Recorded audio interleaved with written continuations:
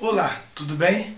Sou o reverendo Ezequiel Almeida, sou teólogo, psicoterapeuta e há muitos anos estudo o comportamento humano. Eu relutei muito, mas muito mesmo, em começar a gravar essa série de vídeos. Na verdade é algo que eu venho protelando há anos. E levei anos em um processo de catarse, em um processo de transformação, em um processo de evolução, até que eu conseguisse me libertar e hoje poder conversar com você abertamente sobre determinados assuntos. E na verdade, não é uma iniciativa minha. À medida que nós fomos compartilhando com pessoas mais íntimas, amigos, fazendo algumas lives com um grupo mais seleto, pessoas que dentro do meu julgamento estavam mais preparadas, tinham a mente mais aberta e estavam mais preparados para ouvir o que eu tinha a dizer, nós fomos divulgando as nossas ideias, o nosso trabalho, e começou a surgir uma cobrança das pessoas em que a gente trouxesse público, o que eu penso, as minhas experiências, o que eu acredito, e o processo que eu passei dentro do sistema religioso e dentro desse processo de transformação, que me levou à libertação da religiosidade, mas ao contrário do que muitos pensam, fortaleceu ainda mais a minha fé em Deus e a minha compreensão do Todo-Poderoso. E é sobre isso que eu gostaria de compartilhar nessa série de vídeos. Logicamente não vai ser possível compartilhar tudo em um vídeo apenas, mas à medida que nós fomos soltando os vídeos, vão surgindo novos temas, novas perguntas, e nós vamos gravando mais vídeos explicando todo o processo e esclarecendo aquelas pessoas que logicamente tenham interesse em serem esclarecidas. A verdade é que o sistema religioso ele nos aprisiona de uma forma em que muitas das vezes, sem que percebamos, nos tornamos pessoas totalmente fanáticas. O que é o fanático? É aquela pessoa que coloca a sua razão de lado e vive em função de uma castração crítica. Ele aceita de forma inquestionável tudo aquilo que lhe é ensinado pelo seu líder, sem levar em conta que ele também tem condições, capacidades de raciocinar, de pensar e até mesmo de questionar. Eu fui um fanático. Eu tinha dificuldade de questionar as coisas que eu não concordava, as coisas que eu via dentro do sistema, mas eu era doutrinado a pensar, não posso nem questionar porque é pecado. Eu vou estar pecando contra Deus se eu questionar o porquê disso. E quantas coisas eu via, não só dentro do sistema religioso, mas fora, na vida. Nós vamos decorrer ao longo desses estudos vários temas que com certeza também permeiam a sua mente, mas você não tem coragem, muitas das vezes, de questionar ou de buscar respostas. E quando você vai em busca das respostas, o que você ouve da sua liderança religiosa olha, isso não é cabido a nós ainda entender. Olha, isso é um mistério. Olha, um dia nós vamos entender. Isso não nos foi revelado. Não é permitido que nós entendamos isso. Só que muitos desses questionamentos estão dentro do livro sagrado que eu estudava. Ora, então por que estava ali se não é para eu entender? Na verdade, até mesmo usando o método socrático, o poder das perguntas é libertador. Quando você começa a questionar, a perguntar, quando você começa a buscar respostas, você está se libertando daquele sistema que te impuseram. Você deixa de ser aquela pessoa manipulada, ou seja, aquela pessoa que alguém te diz, é assim que tem que ser, porque foi assim, sempre foi dessa forma, não vai mudar, não questione, não lhe é permitido pensar, não lhe é permitido questionar, e se você questionar vai para o inferno, vai estar pecando. É dessa forma que ensinam, é dessa forma que manipulam as pessoas. E dessa forma eles conseguem ter o controle social, conseguem ter o controle em massa das pessoas, porque eles causam um castigo coletivo para todos aqueles que pensam diferente. Desde quando pensar diferente é crime, é pecado? Será que o fato de eu entrar em uma religião, em um sistema religioso, significa que não há mais nada a ser questionado? Não há mais nada a ser desenvolvido? eu alcancei o clímax, o ápice do conhecimento há poucas gerações atrás. Nós estávamos vivendo em cavernas. Há poucos anos, há poucas décadas atrás, nós tratávamos nossos semelhantes como escravos. Há poucos anos em nosso país, a mulher não tinha direito de votar. Então, para vocês verem como nós somos seres atrasados, nós estamos começando a sair da caverna. Há muito a ser entendido, há muito a ser explicado. Imagine se nós até hoje estivéssemos presos a todos os pontos doutrinários, dogmáticos da Igreja da Idade Média, onde jogava na fogueira todos aqueles que contrariavam a liderança papal. Onde nós estaríamos hoje? O que seria da tecnologia, da ciência, do desenvolvimento? Haja vista que naquela época existiam teorias totalmente absurdas, que hoje, quando nós olhamos, parece piada. Em outro momento, quando o Galileu Galilei foi questionar a questão da Terra ser redonda, foi condenado. Por várias vezes tentaram jogar o pobre coitado na fogueira por pensar diferente. Nós estamos acabando de sair de uma idade média atrasada, retrógrada. E todo esse clima de ignorância, de fanatismo, de intolerância, de estagnação mental, de manipulação, tem sido usado por meio da religião. Infelizmente, a religião perdeu o seu sentido original. Porque a palavra religare, do latim, ligar de novo, de onde veio a origem morfológica da religião, ela significa ligar de novo, reconectar. A religião deveria ter uma função de reconectar o homem ao divino e não separá-lo. Na verdade, vou falar, não sei se vocês pensam ou já viveram essa experiência. Há muitos anos atrás, quando eu pensava em Deus, eu pensava naquele velho de barba branca, com os olhos ruins, procurando do céu à terra alguém que ele pudesse condenar, com o cetro em suas mãos, pronto para apontar para algum pecador e condená-lo ao fogo do inferno e eternamente para um sofrimento eterno. Essa era a visão que me foi imposta de Deus. E que eu deveria agradar a esse Deus por um interesse. Qual era o interesse? Eu tinha que ir para o céu. Ou por medo. Medo de quê? Medo de ir para o inferno. Ou seja, o amor a Deus não existia. O respeito a Deus não existia. O temor ao Senhor. Não o medo, o temor. Quando você ama alguém, você procura agradar aquela pessoa porque você a ama, você teme feri-la. Você teme não agradá-la. Você teme não fazê-la feliz. Não é medo. O medo aprisiona. E a religião, ela impôs medo nas pessoas. Por muitos anos, ela governou, ela dominou e ainda domina até hoje.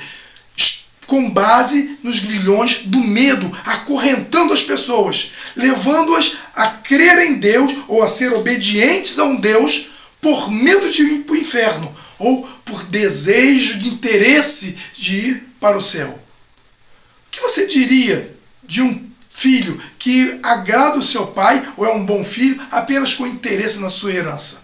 Você logo julgaria, esse cara é um canalha, está errado. Não pode ser dessa forma, pois é assim que nós agimos em relação a Deus. Quando nós o agradamos, o servimos apenas com o interesse de ser salvo, apenas com o interesse de ir para o céu, como as religiões ensinam. Ou que tipo de amor, de sinceridade teria em um filho que agrada o pai por medo de ser castigado? Pois é dessa forma que nós nos comportamos. Será que esse amor é sincero? Questione a si próprio. Não estou aqui emitindo julgamento.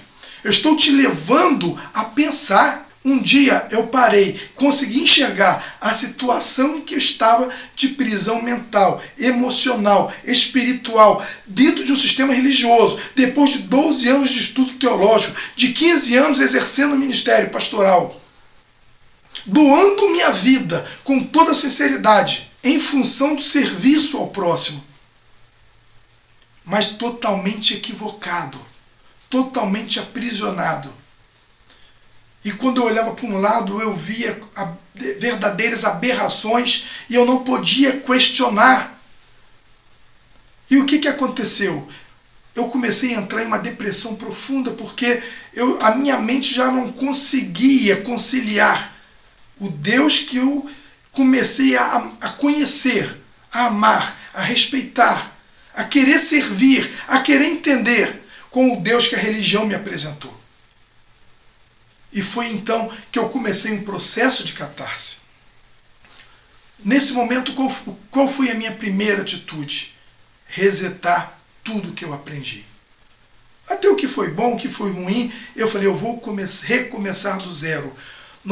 É o que nós chamamos na psicologia de ressignificação. Eu comecei a ressignificar as minhas crenças, a pegar minhas crenças, eu tinha um caderno bem grosso, que inclusive na minha mudança dos Estados Unidos, infelizmente foi perdido, onde eu comecei a anotar nele o básico do básico e buscar as respostas independentes, fora daquela caixinha chamada religião. Então eu comecei, primeiro, quem é Deus? Deus existe? Parece uma pergunta idiota, né? Mas para uma mente confusa, eu precisei refletir muito sobre quem era Deus, se ele existia. E cheguei à conclusão de que seria, da minha parte, do meu ponto de vista, eu respeito, né, quem não acredita, quem não crê, mas para mim seria uma tremenda ignorância eu não acreditar em um ser superior que governa, administra, que cria, que dá vida. Quem está por trás de tudo isso? Houve uma grande explosão, um Big Bang, ok, mas quem gerou essa energia? Quem gerou essa grande massa a ponto que explodiu e gerou tantos planetas que estão se expandindo até hoje no universo? Ou seja, houve uma força superior por trás de tudo isso. Há um ser imensurável, incalculável, que nós chamamos de Deus, outros chamam de Alá, outros chamam de Jeová, seja lá o nome que se dê, a verdade existe um ser superior, acima de tudo, de todos, que foi o início de todas as coisas, a causa primária de todas as coisas, a inteligência suprema. E uma vez chegando a essa conclusão, que Deus existia, agora eu vou definir quem é Deus. Eu comecei a estudar tudo sobre Deus, buscar dentro da visão do hinduísmo quem era Deus, do judaísmo quem era Deus, do islamismo quem era Deus, dentro do cristianismo, dentro de todas as filosofias, o que Platão, Aristóteles, Sócrates, tantos outros, eu comecei a buscar dentro do que tinha de acessível de informação, todas as visões, as interpretações de quem era Deus. E para minha surpresa, eu cheguei a uma conclusão de que fundamentalmente todas elas tinham a mesma visão de Deus, como um ser superior, criador.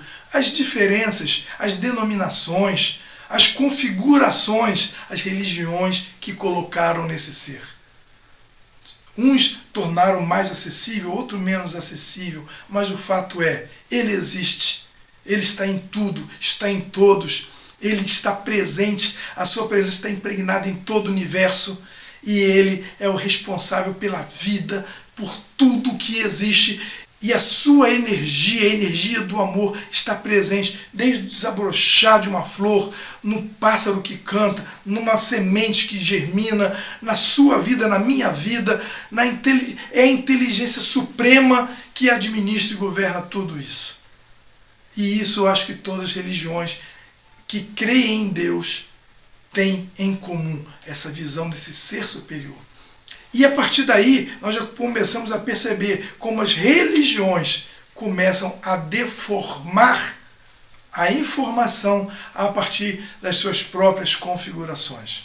Se você for pegar um povo primitivo lá no meio da selva amazônica, que nunca teve contato com outros seres humanos civilizados ou com qualquer outra religião, você vai ver que de alguma forma eles adoram uma divindade.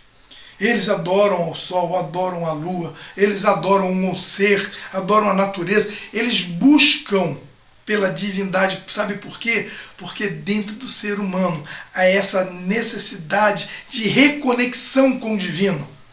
Nós precisamos estar reconectados a esse ser. E isso é algo nato, é algo natural, é algo que está dentro de nós, é algo intrínseco, que vem dentro da nossa genética, essa busca por quem é Deus. Com base nisso, eu comecei a pegar tópico a tópico das minhas crenças religiosas, daquilo que é importante para mim. E comecei a estudar, a pesquisar, a fazer um trabalho de uma análise para depois tirar as minhas conclusões. Não a conclusão que o meu líder religioso me disse, olha, está escrito aqui nesse livro que é assim, assim, assim, e isso significa que é desse jeito e você tem que acreditar que é assim, pronto. Se não acreditar é pecado, não faz parte da nossa religião, você vai ser excluído, vai para o inferno, você não tem Deus na sua vida. Como se eles fossem detentores da salvação, de Deus, da vida eterna. Se isso não é manipulação, eu não sei como chamar essa atitude. A verdade é, quando eu comecei a buscar o conhecimento, à medida que eu fui buscando, Deus foi se revelando, a verdade foi se revelando, e a verdade é libertadora. Jesus disse, conhecereis a verdade, e a verdade vos libertará. A verdade nos liberta. A verdade nos liberta da mentira, da manipulação, do engano. E quando eu comecei a ter essa busca, eu comecei a me sentir livre. Hoje eu sou livre. Hoje eu sirvo a Deus, eu amo a Deus, eu sou temente a Deus. Não porque eu faço parte de uma agremiação religiosa, não porque eu tenho uma credencial de ministros, não porque eu defendo uma bandeira ideológica da minha religião, da minha fé.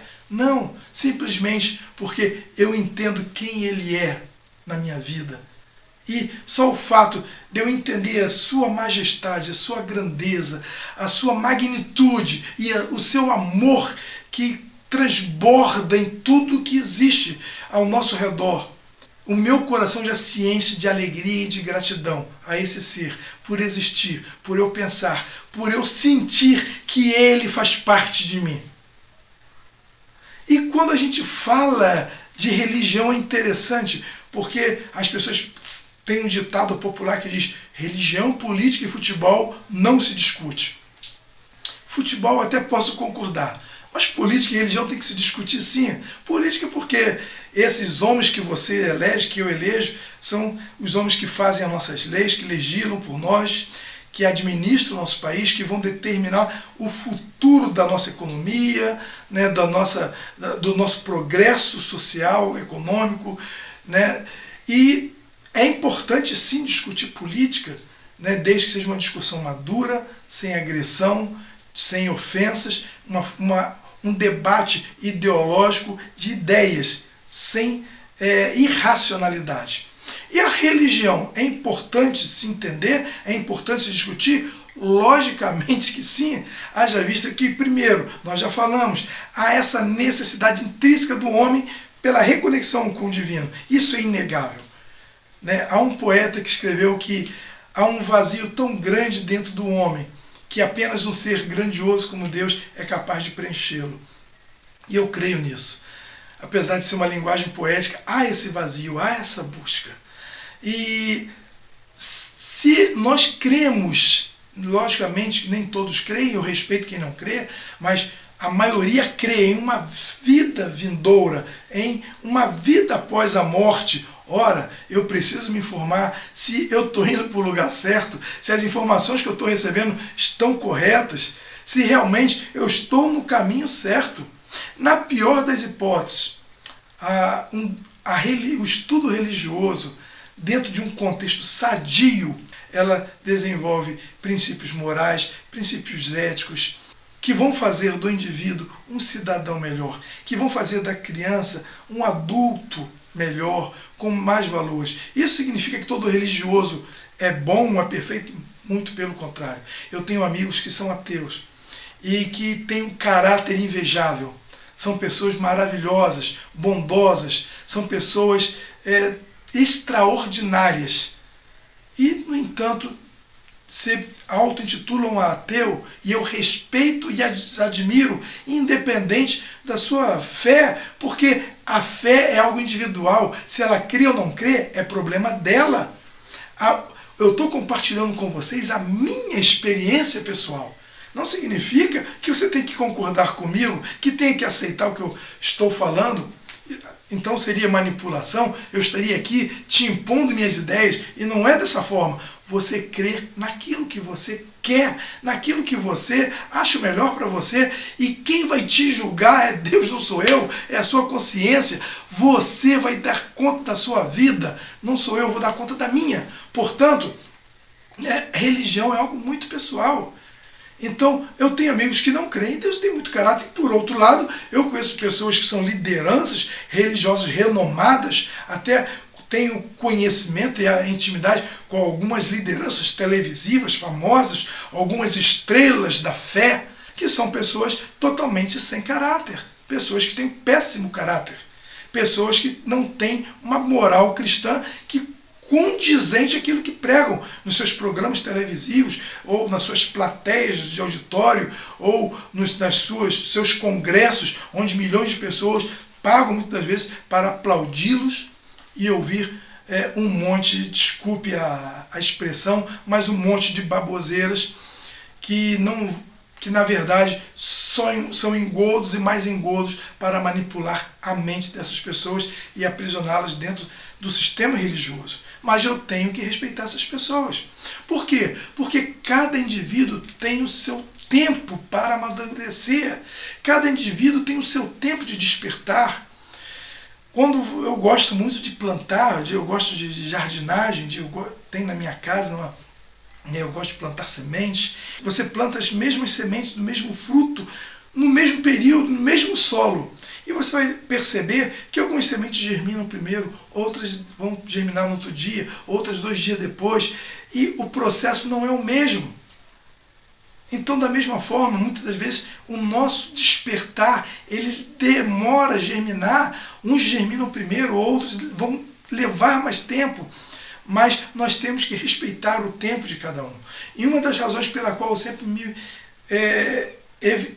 evitei abordar temas polêmicos foi exatamente em respeito a essas pessoas mais fragilizadas, né, nas suas crenças. Porque há conhecimentos, há informações que nem aqui eu vou passar, porque se você passar para muitas pessoas, você compromete a fé dela dentro de quem é Deus, porque ela está tão equivocada na sua forma de crer, que se você sequestrar essa fé desfigurada que ela tem, ela pode morrer espiritualmente, ela pode morrer na sua fé. E nosso objetivo aqui não é ser motivo de escândalo para ninguém, não é ser motivo de prejuízo emocional ou espiritual para ninguém, mas sim de crescimento. Compartilhar a nossa experiência para crescimento. Por isso eu digo e já aviso, você não é obrigado a concordar comigo. Você pode me ouvir e falar, pô, esse cara está falando um monte de besteira. Ok, é teu ponto de vista, eu vou respeitar. Eu respeito, você respeita o meu, eu respeito o seu, mas vão haver pessoas que vão concordar, que vão entender, que estão prontas para sintonizar, equalizar os nossos pensamentos e juntos desenvolvermos uma mentalidade mais sadia, mais madura do que é Deus, do que é o cristianismo, do que é a religião e o papel da religião na nossa vida. Nesse período que eu tive, que a gente pode chamar de um período de catarse, um período de reformulação das minhas crenças, vocês não têm ideia do quanto eu sofri. Eu passava noites em claro, desesperado, porque as crenças conflitavam aquilo que eu aprendi desde a minha infância. De repente eu percebo, opa, não é verdade, eu fui enganado, não era dessa forma. E agora? O que eu faço? E eu me recordo do meu filho, Daniel, quando eu fui falar para ele que Papai Noel não existia. E ele começou a chorar, desatou a chorar. Por quê? Porque faltou habilidade da minha parte de falar com calma, com um jeitinho. Não me lembro exatamente como foi, mas eu falei para ele simplesmente que Papai Noel não existia, e ele começou a chorar, porque não estava preparado para entender e aceitar essa verdade. Mas, muitas das vezes, tem pessoas com 30, 40, 60, 70 anos, 20 anos, de todas as idades, que se você chegar para ela e falar determinadas verdades, ainda que sejam verdades, elas vão entrar em choque. E eu entrei em choque, não foi pelas verdades que me disseram, foi por aquilo que eu próprio descobri. Eu entrei em depressão, eu entrei em crise. Quanto mais eu investigava, quanto mais eu aprendia, mais eu pirava. Eu falava, caramba, tudo que eu aprendi foi distorcido, tudo que eu aprendi foi errado. E agora, o que fazer?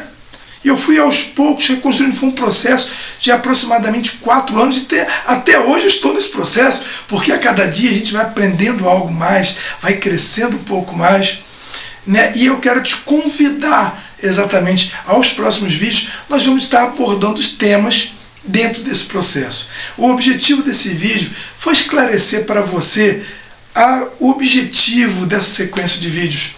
Podemos dizer que seria uma filtragem, porque se você busca o entretenimento, está no vídeo errado. Se você busca ouvir aquilo que você quer ouvir apenas e não está aberto a ouvir algo que muitas das vezes vai contrariar aquilo que você aprendeu, não está aberto para mudanças, também está no vídeo errado.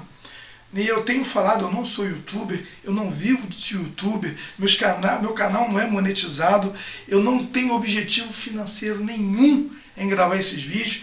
E você vai me perguntar, então por que você está fazendo isso? Existe uma coisa chamada missão, nós vamos falar mais na frente sobre isso. Missão de vida. Hoje eu entendo porque eu dediquei tantos anos da minha vida ao estudo religioso.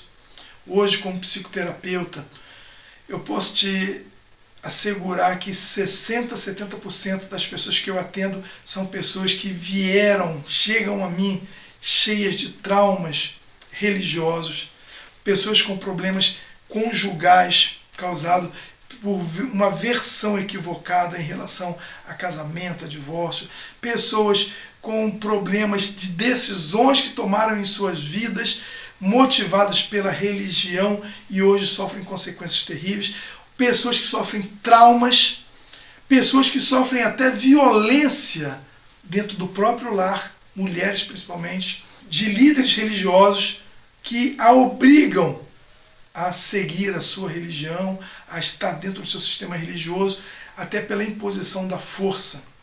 São casos e mais casos, logicamente, a gente não pode abrir todos à medida que a gente for desenvolvendo esse bate-papo nos próximos vídeos. Nós, com a autorização de um, de outro, nós vamos compartilhando as experiências das pessoas. Mas uma coisa eu posso te afirmar, todos os nossos vídeos eu vou estar compartilhando a nossa experiência pessoal e te apresentando também as fontes que me levaram a formar esses conceitos, tanto científicas, como filosóficas, como morais e até mesmo bíblicas, por que não? Então, eu te convido a continuar esse estudo conosco, se é que você se qualifica para isso, é você quem vai dizer, não sou eu que vou te prejulgar, mas se você está aberto para ouvir coisas diferentes, para ouvir pontos de vistas diferentes, porque como você vai poder avaliar algo se é o melhor para você, se você só teve acesso àquela informação de forma única, sem levar em conta o contra-argumento, os contrapostos em relação àquilo. Então é até uma coisa meio que irracional, mas esse tipo de irracionalidade a religião causa na gente, porque eu fui vítima disso por muitos anos. Então eu te vejo nos próximos vídeos, caso você tenha interesse, e a gente está aberto a sugestões de temas. Você pode colocar aqui abaixo do vídeo, gostaria de saber mais informação, discutir o tema específico sobre esse assunto, sobre isso, sobre aquilo. Não vou te garantir que vai ser o próximo vídeo ou outro, mas vai entrar na nossa lista para que em breve nós possamos estar trazendo à tona isto com a maior sinceridade do mundo. Como eu falei, o meu objetivo aqui não é mudar a sua fé, te tirar da sua religião. Meu objetivo aqui é apenas compartilhar com você a libertação da religiosidade para que você possa realmente crer em Deus de forma livre, ser um cristão de forma livre da religiosidade, ok? Fica aqui o convite, nos vemos no próximo vídeo. Um abraço, Ezequiel Almeida.